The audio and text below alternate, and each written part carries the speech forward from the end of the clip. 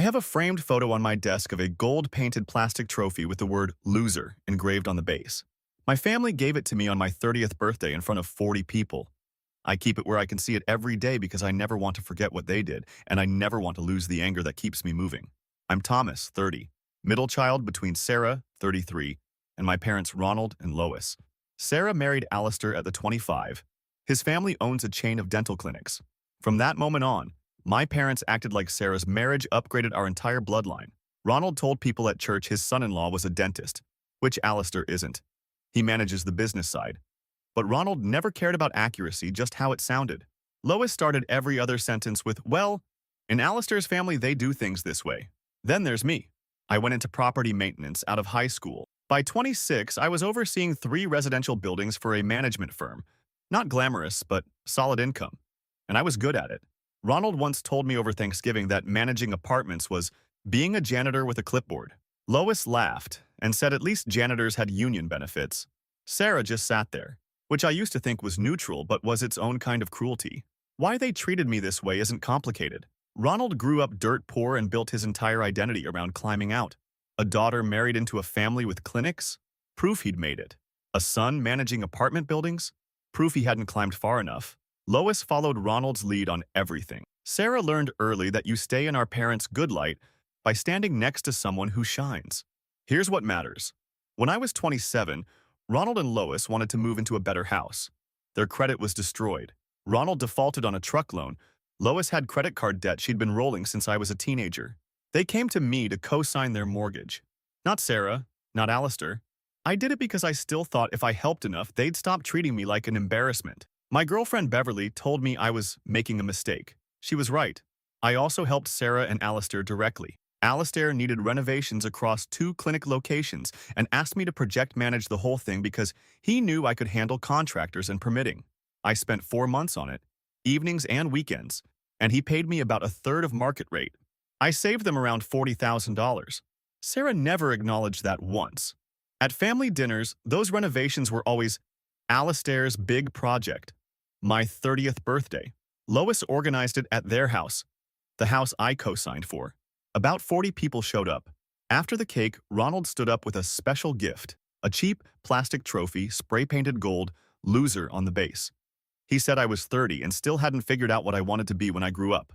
Lois was laughing and added that maybe by 40 I'd get a real career.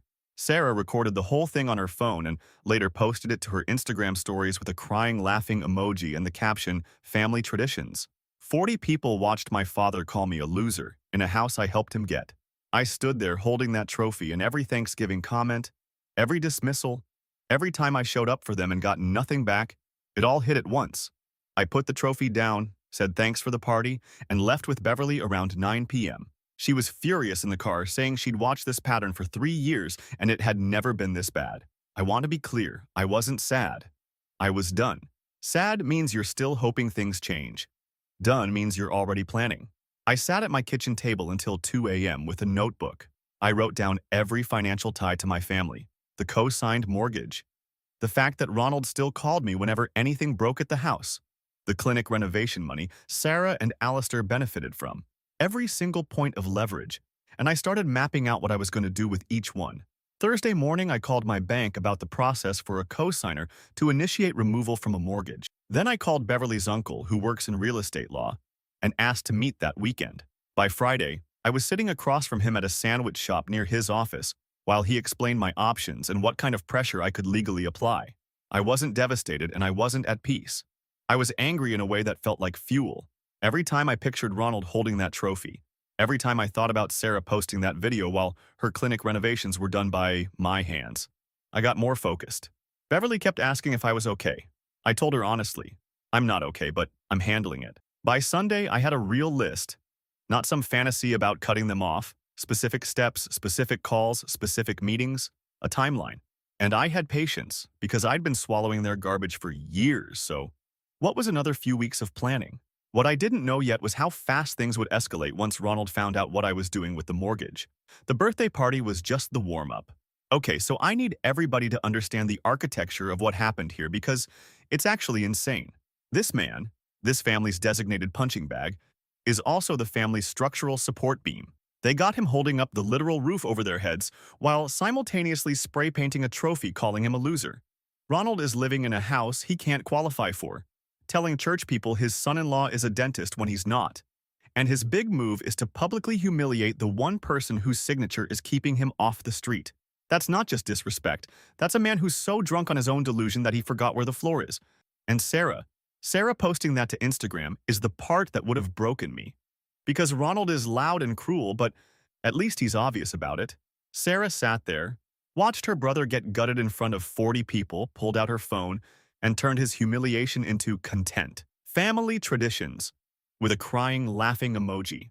That's someone who has done the math and decided that proximity to power matters more than loyalty to blood. And honestly, Beverly is the MVP of this entire story already. She told him 3 years ago not to co-sign. She watched this family chew him up over and over. And when he finally snapped, she didn't try to calm him down. She just drove. That's a partner.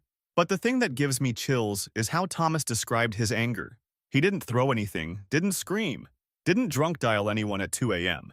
He sat down with a notebook. That's not rage, that's engineering.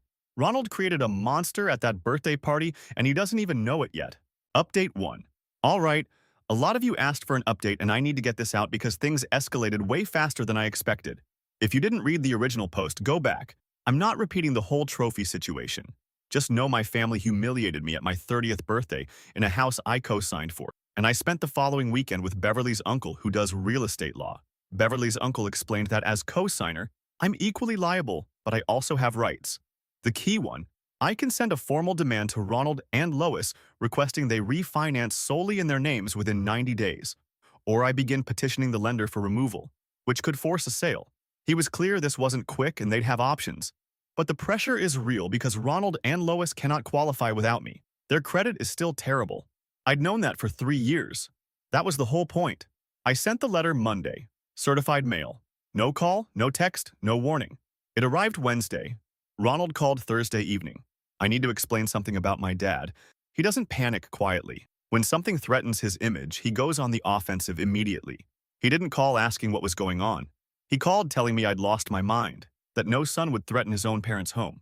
He kept saying the trophy was a joke. I was dramatic, I was sensitive.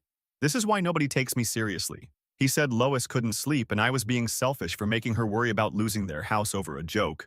I let him talk. I'd been waiting for this conversation. When he ran out of steam, I told him calmly that the trophy wasn't the reason. It was the last thing on a long list, and I was done subsidizing people who think I'm a loser. I wanted off that mortgage and I didn't care how it happened. Ronald started up about how family doesn't do this, and I asked him if family hands each other trophies, calling them failures in front of 40 people. He went quiet, then said I was blowing it out of proportion. That call lasted 40 minutes. He cycled through angry, then reasoning, then angry again. He kept arguing that he and Lois couldn't refinance, their credit wouldn't support it, and I knew that when I co-signed. I told him yes. That's exactly why I had leverage now, and maybe he should have thought about that before humiliating the person holding up his roof. He hung up. Here's where it gets complicated. Sarah texted me Friday morning with a completely different angle, not aggressive, strategic. She said she understood I was hurt. The birthday thing was out of line. She'd already told Ronald it went too far. Then she pivoted. She said threatening the house would destroy Lois, that Lois had health issues I was being insensitive about, and if I wanted an apology, I could get one without blowing up the family. She proposed a sit-down dinner where Ronald would apologize and we'd move forward. I've known Sarah my whole life. This wasn't about making things right, it was about making things go away. An apology dinner where Ronald mumbles sorry and everything resets. Me co-signing their life while they mock mine. I told Sarah no dinner, no negotiated apology. I wanted off the mortgage, period. She asked what about the family? What about holidays? What about Lois? And I told her nobody asked those questions when Ronald was waving that trophy. Then Sarah did something that added a whole new layer. She told Alistair. And Alistair reached out to me Saturday directly, not through Sarah. He sent a long text saying he respected what I was going through, but this would cause collateral damage I hadn't considered. He said Ronald had been telling people at church and around the neighborhood that he and Lois owned the house outright. No mortgage, nobody else's name on anything. So if there's a forced sale or legal action, it doesn't just hurt Ronald. It exposes a lie he's been telling for 3 years. Alistair said that could affect his own family's standing because people associate them through Sarah. That right there is what made me realize how deep this goes. Ronald has been lying to everyone about the house. He co-signed with his loser son, but tells the neighborhood he owns it free and clear. The same son he handed a trophy to. The same son whose name is literally on the deed, holding up his entire lie. Alistair asked me to hold off for a few weeks so they could figure things out. I told him I'd think about it. But I wasn't thinking about holding off. I was thinking about the fact that Alistair just handed me a second piece of leverage. Ronald's public lie. And I was already planning how to use it. Beverly told me that night this was going to get ugly and the whole family would turn against me. I told her they already had, 3 years ago. I was just the last one to stop pretending. More happened after this. Lois got involved directly, and what she said was worse than anything Ronald ever did. Next update. I'm still angry about it. Every single person in this family is running the same playbook, and none of them realize Thomas has read the whole book cover to cover. Ronald goes aggressive. You've lost your mind, no son does this. Classic narcissist, move, flip the victim into the villain. Sarah goes diplomatic. Let's have a dinner, get an apology, move past this. Which is just Ronald's aggression wearing a blazer. And then Alistair, who is arguably the most revealing character in all of this, reaches out to say, hey man, I respect your pain, but if you do this, it exposes your dad's lie, and that makes me look bad. Like, thank you, Alistair, for confirming what we all suspected. Nobody in this family gives a single solitary damn about Thomas's feelings. They care about the structure he holds up. He's not a son or a brother to these people. He's load-bearing drywall. And I love how every single one of them is accidentally handing Thomas ammunition while trying to talk him down. Alistair basically said, hey, just so you know, your father has been committing a really embarrassing lie to the entire neighborhood. Please don't tell anyone. My brother. You just gave the man a second nuclear warhead and asked him nicely not to press the button. Ronald spent years teaching Thomas that image is everything, that perception is power, that how things look matters more than how things are. And now Thomas is about to use that exact philosophy to dismantle him. Ronald built a monster in his own image, and the monster took notes. Update 2. Okay, so I promised I'd talk about Lois and what she did, and I need to because it changed the entire direction of this. A lot of you commented saying Ronald was the main problem, but honestly, after what happened next, Lois became the one I wanted to deal with most. The Monday after Alistair's text about Ronald's lie, Lois showed up at my apartment. No call ahead, nothing. Beverly opened the door, and Lois walked right past her into the kitchen like she still had authority over any space I occupied. Beverly followed her in and told me later she almost said something but held back because she wanted to see what Lois would do. Lois sat at my kitchen table and started talking before I even sat down. She told me that I was tearing apart a family over my own insecurities, that Ronald's joke was harsh, but it came from a place of wanting me to do better, and that instead of using this as motivation to actually improve my life, I was punishing the people who raised me. Then she said the thing that I will never forget. She told me that the reason they'd always been harder on me than Sarah was because Sarah didn't need pushing. Sarah found Alistair, Sarah built a life worth being proud of, and I was still doing the same thing I'd been doing at 22. She said they pushed me because they believed I could do more. And if I couldn't see that, then maybe the trophy was accurate after all. Let me just sit with that for a second because I want you all to understand what she said. My mother told me, in my own kitchen, that maybe calling me a loser was accurate. Not a joke that went too far. Accurate. And she framed the entire history of them belittling me as tough love, as if years of mockery was parenting. I told Lois that she was sitting in an apartment that I pay for with the career she thinks is a joke, and that the house she drove here from exists because of my signature. I told her that Sarah's entire clinic renovation was managed by me for a fraction of what it should have cost, and that nobody in this family has ever once said thank you for any of it. Lois started to interrupt, and I told her I wasn't finished. I said that I wasn't insecure. I was done being the family ATM that everyone also gets to laugh at. I told her the mortgage demand was going forward, and nothing she said in this kitchen was going to change that. Lois then tried a different approach. She got emotional and said that if they lost the house, where would they go? That Ronald's health wasn't great either. That they were in their 60s and couldn't start over? She asked me if I really wanted to be the son who put his parents on the street. I told her I didn't want to be any kind of son to people who treat me the way they do, and that they had 90 days to figure it out. She left and didn't say goodbye to Beverly. That was a Monday.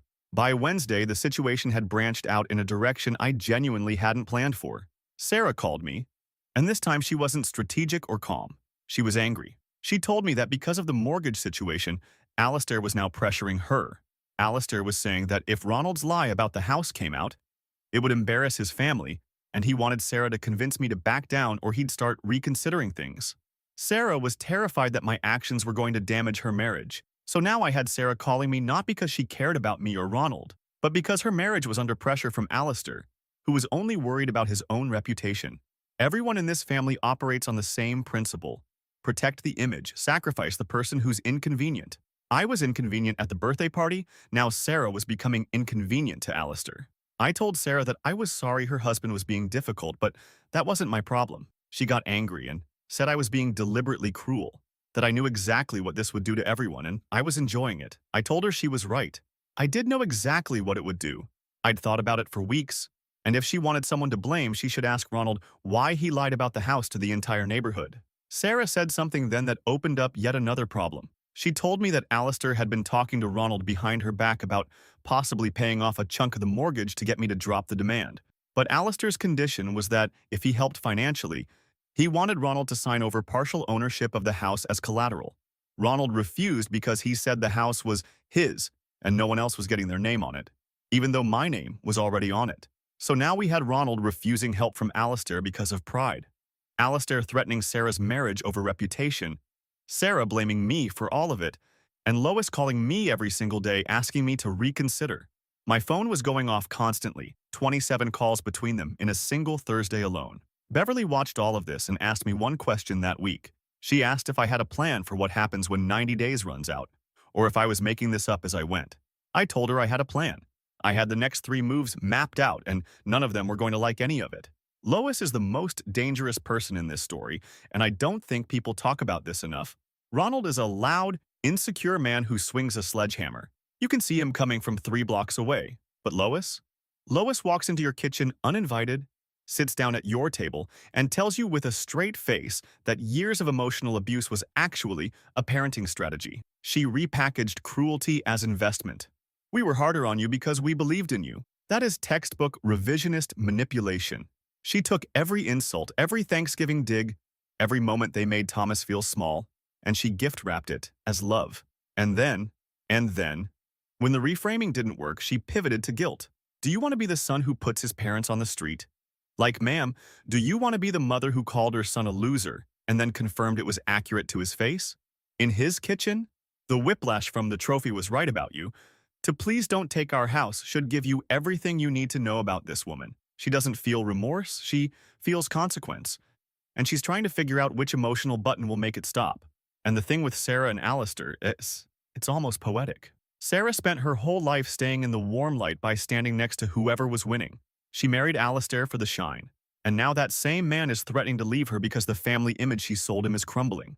She built her entire life on the same philosophy as Ronald. Appearance over substance. And now she's finding out that people who marry you for the packaging will leave when the packaging gets damaged. 27 calls in one Thursday. 27. These people didn't call Thomas 27 times in the last 3 years to check on him, but threaten the image, threaten the house. Now suddenly everybody's got his number on speed dial. That tells you everything about what they actually valued. It was never him. Final update. Last update. A lot happened, and I want to lay it all out because some of you have been following this from the beginning, and you deserve the full picture. The 90 days passed. Ronald and Lois did not refinance. They couldn't. I knew they couldn't. They knew they couldn't. Everyone knew. During those 90 days, Ronald tried everything. He had Lois call me daily. He had Sarah try twice more to arrange a sit-down. He even tried going through Beverly by showing up at her job, a veterinary office, and asking her to talk sense into me. Beverly told him to leave and that she wasn't his messenger.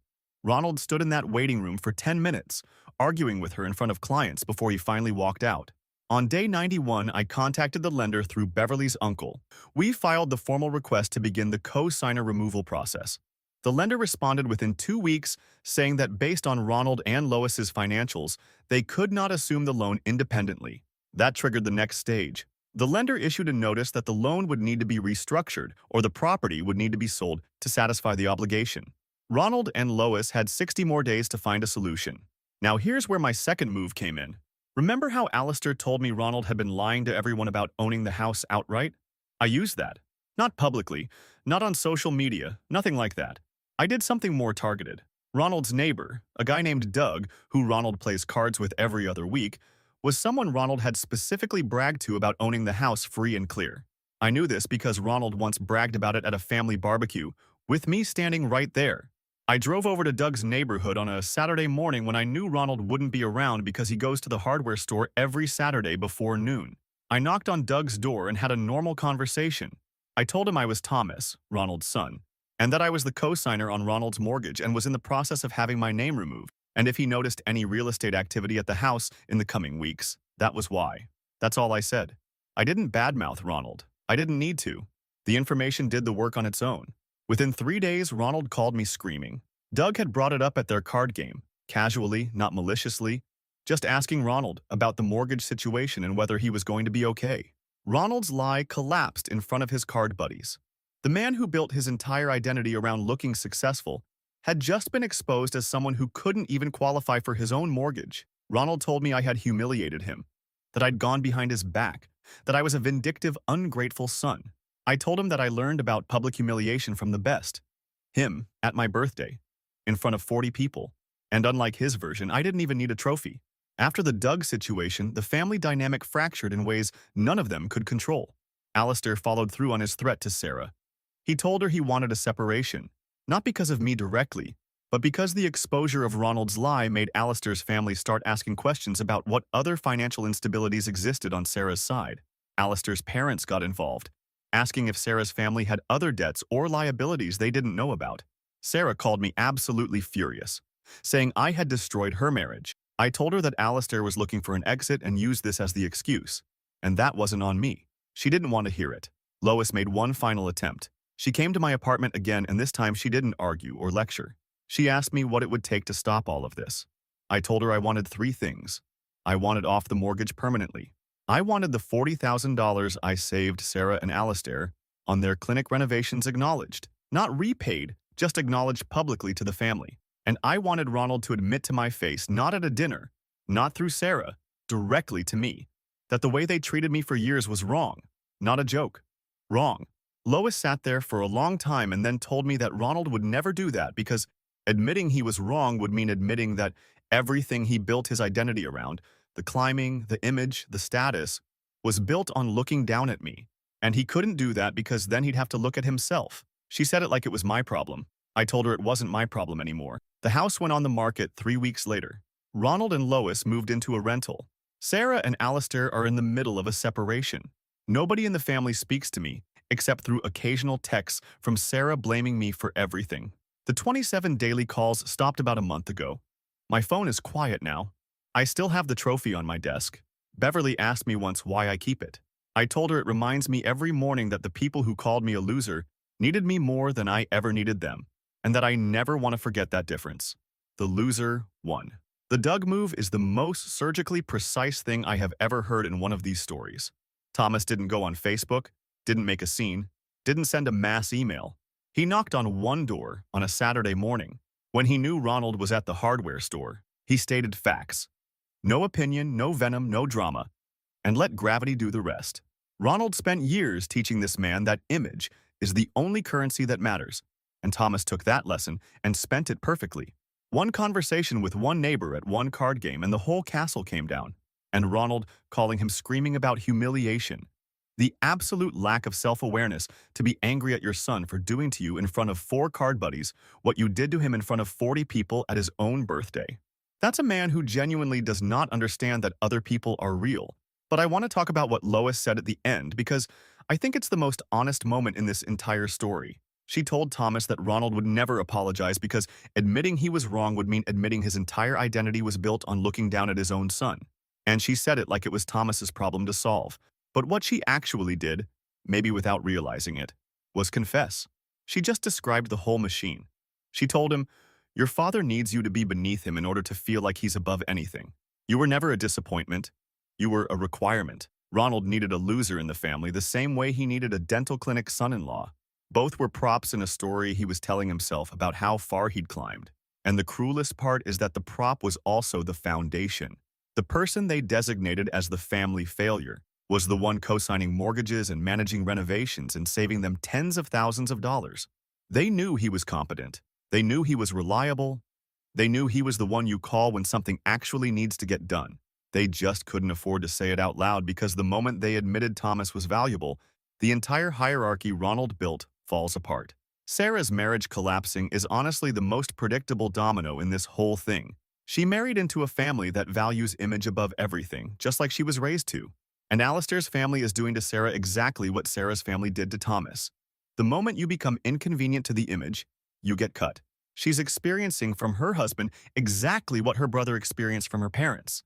And she still doesn't see the pattern.